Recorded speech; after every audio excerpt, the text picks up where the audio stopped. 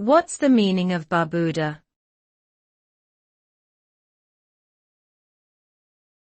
Barbuda.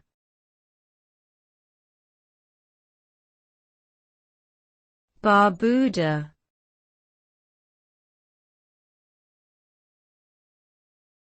Barbuda.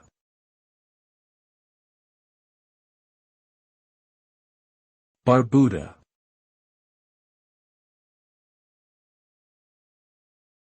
Barbuda is a small island located in the eastern Caribbean, and is part of the country of Antigua and Barbuda. The name Barbuda is believed to be derived from the Spanish word barbudo, meaning bearded. It is said that the island's early inhabitants had beards, hence the name. The island has a rich history, having been inhabited by the Arawak and Carib tribes before being colonized by the Spanish, French and British. Today, Barbuda is known for its pristine beaches, crystal-clear waters and abundant marine life. Its unique culture and history make it a fascinating destination for tourists and explorers alike.